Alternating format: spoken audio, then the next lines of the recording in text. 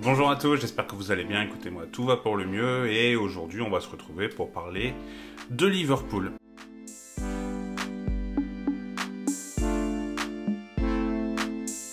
Avant toute chose, si vous appréciez le contenu, n'hésitez pas à vous abonner, ça apporterait beaucoup pour le référencement et pour la visibilité de cette chaîne. Alors avant de rentrer dans le vif du sujet, forcément on va parler du contexte et pourquoi cette vidéo sort et pourquoi on parle de Liverpool. Je pense que ça ne vous a pas échappé, mais Liverpool a perdu contre un Manchester United qui était normalement annoncé déjà perdant, et au final Manchester United a réussi à battre 2-1, et j'ai presque envie de dire avec la manière, même si effectivement Liverpool a peut-être eu la possession du ballon. Mais bon, dans le foot, on sait, il n'y a pas que la possession qui compte, et il n'y a pas que l'utilisation des stats farfelus qui peuvent permettre d'analyser un match. Donc si on regarde bien le match en entier, effectivement, Manchester a posé beaucoup de problèmes à cette équipe de Liverpool, et la victoire est, à mon sens, plutôt méritée pour cette équipe de Manchester. Et en regardant ce match, du coup, je me suis fait une réflexion, et c'est pourquoi je vous tourne cette vidéo. Qu'est-ce qui cloche chez Liverpool? Alors effectivement, faire une analyse sur 3 matchs qui ont eu lieu, effectivement, on peut se dire, va peut-être falloir être patient et Liverpool va sûrement rebondir, ça c'est complètement cohérent comme réflexion. Je l'entends totalement, mais pour moi ça fait quand même plusieurs saisons, enfin plusieurs mois en tout cas, que j'ai des doutes sur la pérennité du système de Liverpool. Et c'est pourquoi cette vidéo va là tombe à pic, et vu le début de saison, c'est pourquoi j'en parle, parce que pour moi c'était presque prévisible. Tout d'abord, donc pour repositionner, Liverpool est donc avec seulement 2 points sur 9, donc ils ont fait 2 matchs nuls, un match nul contre Fulham, un match nul à Anfield contre Crystal Palace, et également du coup cette défaite, donc seulement 2 points, sachant que Manchester City, qui est le principal concurrent pour le titre, est déjà à 7, et on peut même ajouter Arsenal qui est dans une très bonne dynamique, qui est à 9. Tottenham réussit plutôt son début de championnat également, donc voilà, c'est compliqué pour Liverpool. On va pas dire qu'ils ont dit adieu au titre, hein, parce que comme je l'ai dit, il n'y a eu que 3 matchs, il en reste 35, et une saison c'est très long, surtout avec une Coupe du Monde qui coupe entre deux. Mais moi, ce Liverpool, je suis plutôt inquiet quand même sur... alors ça se trouve, ils vont finir deuxième et ils vont peut-être même lutter pour le titre. Mais moi, je suis inquiet, c'est surtout sur la pérennité du système, sur plein de choses. Tout d'abord, le départ de Sadio Mané. Moi, je trouve que ça a été un départ qui a vraiment été fait comme ça, alors que Sadio Mané, c'était vraiment la pièce maîtresse de ce Liverpool. C'était même un joueur qui était plus important dans l'animation offensive que Mohamed Salah.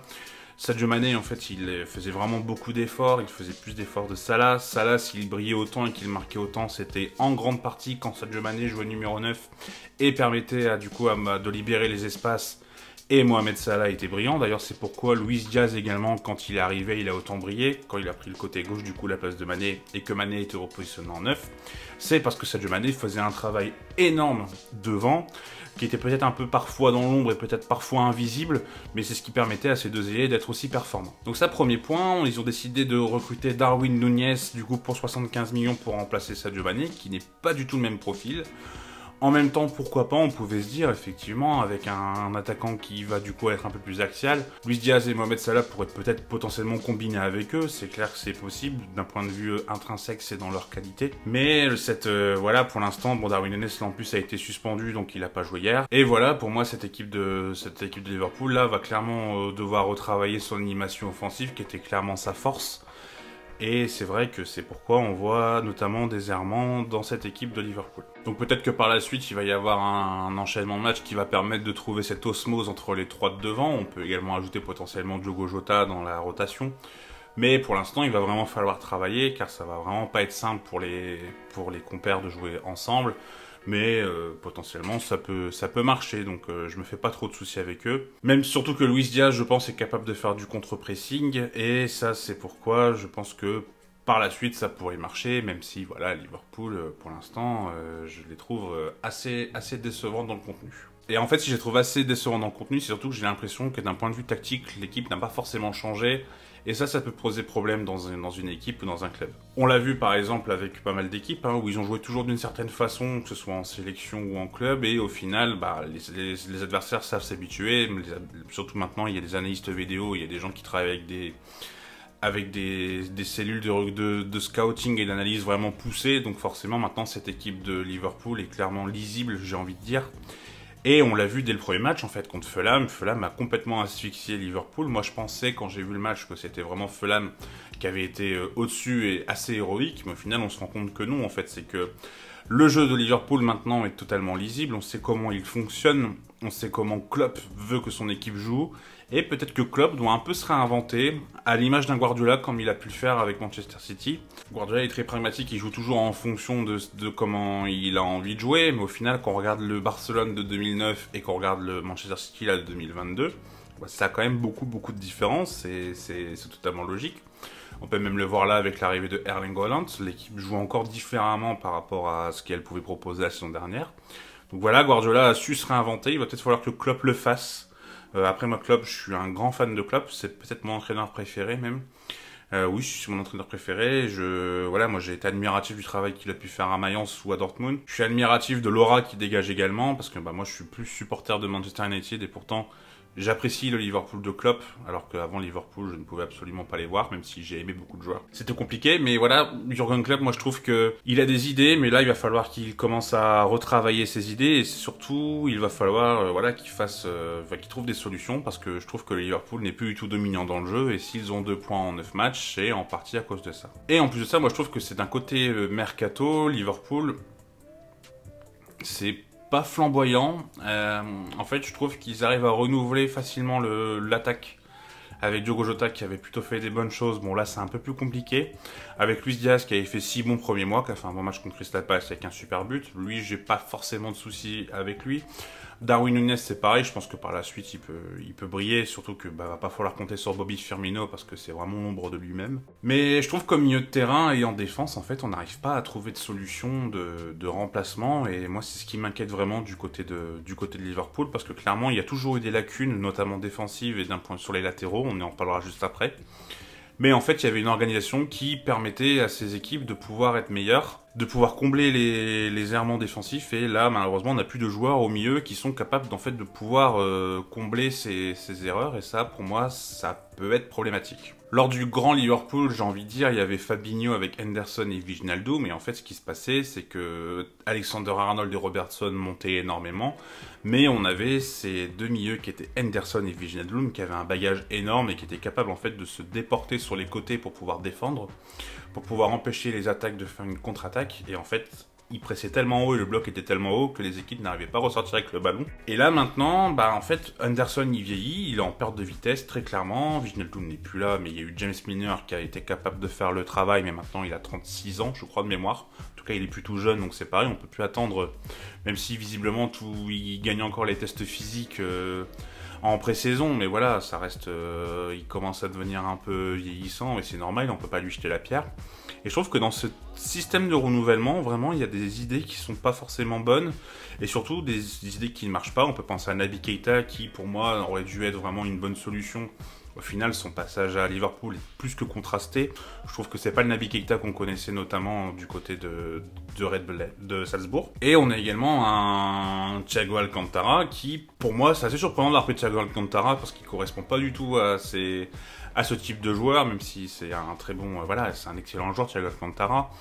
Mais à Liverpool, c'est pas le joueur qui est capable de faire les efforts qui sont demandés par la tactique de Klopp. Et forcément, ça laisse des espaces. En jeune, on a également Curtis Jones et Harvey Elliott, mais pour l'instant, ils sont encore trop jeunes. Et compter sur eux, c'est plutôt difficile pour le moment. Et si justement ce milieu n'est pas capable de combler les errements défensifs, les latéraux, eux, ont toujours joué d'une certaine façon et du coup, c'est normal que maintenant on voit clairement leurs défauts et ils sont très prononcés dans cette tactique de Klopp qui ne marche plus si bien. Effectivement, Robertson et Trent Alexander-Arnold ont toujours eu des lacunes défensives, enfin surtout Alexander-Arnold. Ça a toujours été un excellent contre-attaquant. Un latéral d'un point de vue offensif, je pense qu'Alexander-Arnold, c'est sûrement le meilleur du monde, honnêtement.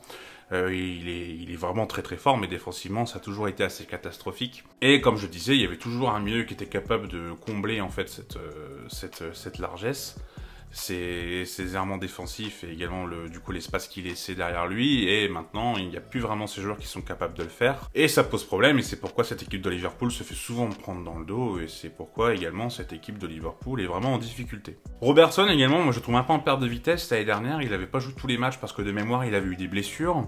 Et il y avait eu Tsimikas du coup qui avait pris sa place, que j'avais trouvé plutôt bon, presque meilleur que Robertson pour être honnête. Alors on va me tomber dessus parce que j'ai dit que Tsimikas était meilleur que Robertson. Mais franchement, moi qui ai vu quand même pas mal de Liverpool, bah Tsimikas, il a pas vraiment à rougir de la concurrence avec Robertson. Alors Robertson est meilleur offensivement, on s'entend, mais défensivement, franchement, il y a plus que match. Donc voilà, ces latéraux, va falloir qu'ils apprennent à jouer différemment. Alors je pense que Robertson, il n'y a pas forcément de soucis. Alexander-Arnold, j'ai beaucoup plus de doutes. Ou alors va falloir profiter de cette fin de mercato pour recruter des mieux qui sont capables de combler les montées offensives des latéraux. Mais en tout cas, clairement, il y a un schéma tactique pour l'instant qui était extrêmement bien huilé. Je pense que le Liverpool de 2018-2019, c'était une des meilleures équipes du monde, voire la meilleure équipe du monde, qui était impressionnante, qui paraissait quasiment imbattable, parce qu'en fait tout était rodé parfaitement. Quand il y avait un espace qui était libéré, il y en avait un autre qui comblait défensivement. Enfin vraiment, c'était magnifique à voir. Et là, ce n'est plus du tout le cas. Il va falloir du coup se ressaisir du côté de la Mercé. Et mon dernier petit point, du coup, parce que on parle de renouvellement, et c'est vrai que Virgil van Dijk, c'est pareil. Qu'est-ce que c'est compliqué ce début de saison. Déjà contre Fulham, il a été un peu à la rue contre l'ami Mitrovic, où à un moment il a fait Mitrovic lui fait un dribble qui est clairement arrêtable et il arrive à faire faute Van Dijk. Vraiment, j'avais été très surpris. Et là, hier, c'est une catastrophe. Sur le but de Sancho, le premier, sa défense, elle est complètement... En fait, c'est pas possible de défendre comme ça, les mains en arrière. Pour moi, c'est insensé. Je comprends pas comment Van Dijk peut défendre comme ça. Plus défensivement, bah, il y a pas forcément beaucoup d'alternatives, même si on a Matip sur le côté qui est pas forcément mauvais, mais bon, c'est pas un mauvais joueur. Et on a Ibrahima Konaté également qui va forcément apporter, comme on l'a pu le voir en Ligue des Champions l'année dernière. Mais voilà, c'est Van Dijk qui est clairement en perte de vitesse. C'était un des leaders de cette équipe, voire le leader de cette équipe, comme Jordan Henderson d'ailleurs. Et c'est vrai que avoir des leaders qui sont un peu en perdition, on peut faire un peu une corrélation avec le rival United où tu as Cristiano Ronaldo et Maguire qui sont en perdition. Et Eric Ten Hag a su les mettre sur le banc et c'est pourquoi United, je pense, a aussi bien joué, même si je ne dis pas que c'est la faute de Ronaldo, de Maguire peut-être.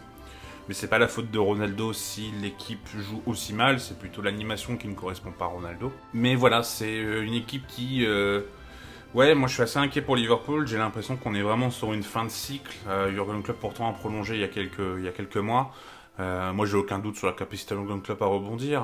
Voilà, c'est un entraîneur qui est excellent, qui a prouvé toute son expertise, mais il va falloir qu'il se réinvente un peu, il va falloir que tactiquement il y ait des changements, il va falloir que peut-être qu'il y ait des recrues, surtout au milieu de terrain. Moi je trouve que voilà, Fabinho pour l'instant, il n'a pas joué d'ailleurs hier, mais c'est pas forcément l'assurance tout risque dernièrement. Henderson il en perd de vitesse, Milner il en perd de vitesse comme j'ai déjà dit, Naby Keita c'est compliqué et en plus il y a une histoire de prolongation qui agace fortement Klopp. Elliott et Jones c'est un peu jeune donc c'est compliqué. Thiago Alcantara pour moi c'est presque une erreur de casting, c'est très dur ce que je dis mais je trouve que ça correspond pas avec ce que le club veut mettre en place. Ils ont besoin d'un milieu vraiment plus offensif. Donc voilà, il va falloir recruter des joueurs qui sont capables de faire les efforts qui étaient demandés par la tactique de Jurgen Klopp. Et voilà, après c'est pas non plus catastrophique, on va pas tirer non plus la sonnette d'alarme. Je pense que Liverpool est capable de rebondir et Liverpool finira... Ça va être qu'ils finissent hors top 4. Est-ce qu'ils finiront deuxième? Ça c'est une bonne question.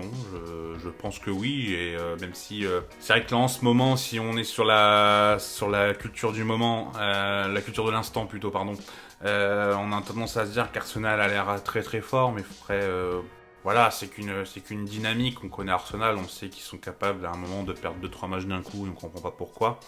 Donc va falloir voir ce que va donner Liverpool, va falloir voir comment tout ça va être réorganisé. Va falloir voir également si la triplette Darwin Núñez, Mohamed Salah et Luis Diaz sont capables de pouvoir travailler ensemble. Moi là-dessus, j'ai pas forcément de doute. Mais vraiment, comme vous l'aurez compris, mes vraies craintes, c'est plutôt la gestion à la perte de ballon, en fait. Comment le milieu et la défense peuvent s'organiser quand Trent Alexander-Arnold et Robertson sont montés. Parce que clairement, là, c'est insuffisant. Et moi, ce qui me fait du coup doucement rire, c'est qu'on est en train d'un peu de fusiller Alexander-Arnold sur ses qualités défensives, mais en fait, elles ont toujours été comme ça. Mais Liverpool était tellement bien huilé qu'effectivement, on avait l'impression qu'Alexander-Arnold était excellent défensivement, sauf que non, en fait, ça n'a jamais été un très très grand défenseur. Robertson un peu plus. Mais voilà, c'est juste que, comme je l'ai dit, c'était bien huilé, et là, il va falloir trouver une solution pour pouvoir combler les défaillances de Alexander-Arnold. J'espère que cette petite vidéo vous aura plu. Écoutez, quand j'ai vu le match et que j'ai vu le résultat, moi je suis supporter de Manchester United, enfin supporter. on va dire que je suis plutôt fan de Manchester United, supporter, je trouve que le mot est fort. Mais donc j'étais très content de voir Manchester United gagner, surtout que je m'y attendais pas du tout. Mais voilà, je me suis dit, putain, Liverpool, qu'est-ce qui cloche? Même si, comme je vous l'ai dit, ça faisait plusieurs mois que je me faisais des réflexions, notamment d'un point de vue défensif. Donc on espère pour les supporters de Liverpool et les supporters des Reds que voilà, club va savoir trouver la bonne solution, que les milieux vont retrouver un peu leur gloire d'antan et que voilà, les latéraux vont réussir à trouver des solutions pour qu'on voit un Liverpool triomphant et ronronnant comme on a pu voir durant les dernières années. En tout cas, si la vidéo vous a plu, n'hésitez pas à la liker, n'hésitez pas à vous abonner. On se retrouve bientôt, il y a plein de vidéos qui vont arriver. Là, j'ai du contenu à gogo qui arrive. On est sur une bonne série de production. Là, je suis très emballé pour vous produire du contenu, donc il va en avoir plein. J'espère que ça vous plaira. N'hésitez pas du coup à vous abonner, n'hésitez pas à partager le contenu si ça vous plaît. Et on se retrouve du coup sûrement demain pour une nouvelle vidéo. Je vous dis à bientôt. Tchuss!